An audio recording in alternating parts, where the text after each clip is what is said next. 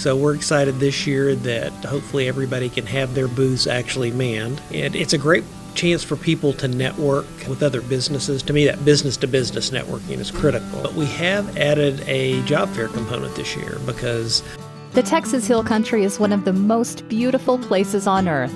In this podcast, recent Hill Country resident Tom Fox visits with the people and organizations that make this one of the most unique areas of Texas. Join Tom as he explores the people, places, and their activities of the Texas Hill Country. In this episode of the Hill Country Podcast, Chamber of Commerce President Brad Barnett returns to discuss the upcoming Kerrville Business Expo. Hello everyone, this is Tom Fox back for another episode, and I'm thrilled to have back with me Brad Barnett. Brad is the president of the Kerrville Area Chamber of Commerce, and we're here to talk about, frankly, one of my favorite events of the year, and that's the Business Expo. So Brad, first of all, thank you so much for taking the time to visit with me again. My pleasure. Thanks for coming. Could you tell us about the genesis of the Business Expo and then what it's going to be like in 2022? I know 2 years ago during COVID was the 1 year that we weren't able to do the event. So last year, I know a lot of people were excited, but there was a spike in COVID numbers last year right before the event. So some of the groups like Peterson Health last year had 4 booths. But because of the spike, they came out, they put all their material out, but they didn't have any staff there. So we're excited this year that hopefully everybody can have their booths actually manned. And it's a great chance for people to network with other businesses. To me, that business-to-business networking is critical. But we have added a job fair component this year because right now we know everybody's having issues trying to find employees. So if we can do double duty, and we'll have signs on any booths that for the vendors that have job openings, so they can take resumes. We're actually going to have a few spaces that if they want to do interviews at the event, they can do an interview. So we're hoping some of the vendors actually walk away with new employees by the end of the day. Well, let me tell you why I'm so excited and frankly why I wanted to visit with you about this. We moved to Kerrville in April of 2021 and just kept ourselves and learned about the town. And the Business Expo event was, for me, I felt like it was my coming out party because I literally met the business community at that event. And the way it's designed, I'm a big student of how things flow, and it flows well, and you can but you can visit with these individual businesses and individual vendors, not in a very rushed, you've got 30 seconds to make your pitch. You can sit down and actually visit with folks. You can go get a cup of coffee or a bottle of water, or for me, it was a bag of popcorn, and talk to people and really learn about them. The one that sticks in my mind was Stretch Zone. I'd never heard of Stretch Zone. And they have a business here in town, and it's exactly what it sounds like, stretching. And they explained what it was and explained how they do it. And they gave us, I think, 1 or 2 free sessions. But just that kind of experience where you could really sit and understand what the business was, get to know the people who were manning the booths. And in most cases, it was either the general manager or the owner. So you could learn about the business as well. How do you see that really from the business person side of the equation? I think it's critical to be out there. I know we've had some members that are traditionally at the expo this year that because of staffing issues have decided not to come.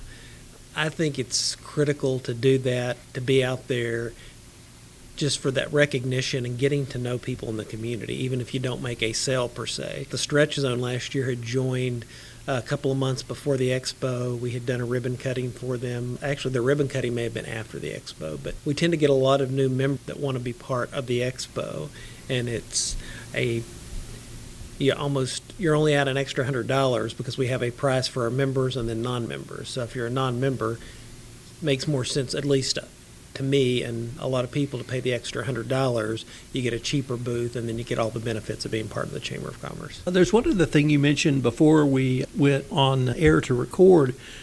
We were talking about another local business, and we talked about buying local. And it struck me that the Business Expo is a great way for the Kerrville consuming community to understand who is in town and what products I can shop for locally. And I don't want to, Walmart's not there, and I'm not trying to demean Walmart, but the local hardware store is there. And so they get to market to me personally. And so I hope the citizens of Kerrville and Greater Kerr County will take the opportunity to learn a little bit about the businesses here, learn what opportunities there are to buy local. And I know it's something that you and the Chamber really help foster and facilitate. But having all of those resources in one place, I think it's just a brilliant way for the local businessman to say, I am here, I have this service, or I have this product. And there's a lot of chambers that have done events like this, and they run their course, so they stop doing them. I like the time of year we do it in August. When I was in Midland, we had always done a similar event in December around Christmas. But Christmas gets so busy, that event finally run its course, and we stopped doing it. So I think we've got a good time to do as people are coming back from vacation, getting ready for school. But yet it is I love every year looking at talking to people, and they go, I didn't realize we had business X, Y, or Z in our community. And for a community our size, for a city our size, we have a lot of amenities here. So that's one thing I always encourage people, find out what's here. You can go to kerrvillechamber.biz, look at our membership directory and search by business, but just drive around, do a Google search, and figure out what we have here. And that's something I really not only appreciate but have enjoyed, is just driving around seeing what businesses are here. And literally every time I drive down either the Junction Highway or City Baker, I see a new business. I think, what could I maybe do with those folks? Or how could I find out what they might be able to have that I could use? And the Business Expo is such a great way to do that. Yeah, and one of the things that I enjoy, because last year was my first expo, because I've been here about a year and a half, and we unveiled our new logo, website, our new branding last year. But just the interaction at the first Friday wine share, because vendors will be setting up all day on Friday the 5th, and then just to come out, bring a bottle of wine and a wine glass and sample some wine and just go around and mingle with people. Or if you're like me and don't drink wine, just go around and mingle. But that networking is one of the big things that is helpful to a business, and that's one of the things that we push at the chamber, is network as much as possible. And I even go back to when I used to teach television production at the college level. I always tell my students, always network, build those relationships. And I think an event like this, more than our monthly mixers that we have, really gives you a chance to build those relationships. That's a great point, particularly on the Friday when vendors can actually visit with other vendors, and the importance of that in a complete networking approach. Do you see people actually doing the between themselves at these events? We do. There's a lot of that. It's interesting to go around and watch. And I know just personally, at events like that or our monthly mixers that we do at Business After Hours, I can get more done in 2 hours because I'll see 5 or 6 people that, hey, I've got them on my list and I need to ask them questions X, Y, and Z. Plus just a chance to meet new members. Yeah, we see people taking advantage of that. I think one of the things I like about Kerrville, it's a long list too, but I've been in communities where you do mixers, you do events like this, and people stay in their groups and they don't really network. And here people want to show up, they want to network. Earlier in 2022, we had moved our after-hour mixers to Tuesday. They've traditionally been Thursday. Starting in July, we've moved those back to Thursday because our attendance dropped from about 100 at those events to about 80. So we surveyed our members and we said, okay, what do you want? 70% said we want it back on Thursday. 10% said we don't care. So 80% of the respondents, so our members spoke, we responded. And that's what we encourage our members of the chamber. We're your chamber. So if there's something that you think we can be doing, let us know. And sometimes it's we can't do it or that's not part of our plan, but we can at least respond and go, here's why we can't do it, and maybe there's another group that can. But a lot of times we get suggestions and, well, that meets our plan. We can help you with that. Let me pick up on something you said there, because I heard Don Frazier, head of the Texas Institute at Schreiner University, say something similar, which I would call it, as a business person, the lack of siloed behavior in Kerrville. But he phrased it in, when you're here, everybody's on Team Kerrville. There's no Team Methodist or Team Baptist. And what he had seen in other towns in Texas, he said it's just Team Kerrville. And the community comes together, and I would say it's not siloed in a way where it might be the lawyers or the accountants or whatever professionals, and we don't cross-pollinate. But you're absolutely right. It's exactly that, kind of one community. Yeah, and we're later this year going to launch a new publication that in 23 we'll do 3, so they'll be essentially quarterly, called Kerrview, because our annual directory that comes out in January is called Our View, which really an overview of our community plus the membership directory. But for the other 3 quarters, we're going to partner with the Kerrville Convention and Visitors Bureau and the Kerr Economic Development Corporation to do this new Kerrview magazine. A similar format that'll be, we're going to distribute it in hotels, other places, because Kerrville does not have a city guide that's in hotels. A lot of communities, there'll be like a hardbound book. If you stay in a hotel, here's what to do. So we're wanting to make sure between our view and these Kerrviews that we've partnered, that when people come here, they've got a roadmap of what to do, where to go, and because we want them to come here, visit, spend their money, go home, and then keep coming back. So there's an event in September around healthcare, and I wanted to ask you to touch on that. That's a little bit down the road, but can you tell us about that and really use that to introduce the wider discussion of the fabulous healthcare in this community? We do have phenomenal health care. September 14th at the Arcadia Live Theater, we will be doing our first, our inaugural State of Healthcare Luncheon. We had it scheduled last year for the inaugural event, and much like the story we keep saying, that we had an outbreak of COVID, and the State of Healthcare event is the presenting sponsor for that's Peterson Health. So for the hospital to sponsor a chamber event in the midst of a COVID outbreak, just we didn't think was prudent, so we pushed it back. So we've worked really closely with Corey Edmondson and the staff over at Peterson to put together a program. I think Corey and I both would love to see our State of Healthcare grow from a luncheon to maybe a half-day event with breakout sessions like our Hill Country Economic Summit that we do in the spring. Because we've got 3 hospitals. You've got the VA, the State Mental Hospital, Peterson, and then when you look at all the healthcare workers in the retirement communities that we have here, it really is a leading economic, and so that's one that we really support, and we're hoping this.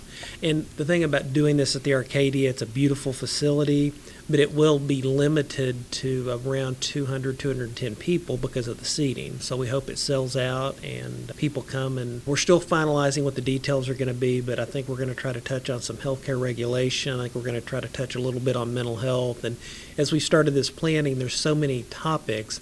That's why we think long-term having some of these breakouts for people would be really helpful. But we really want the business community to show up.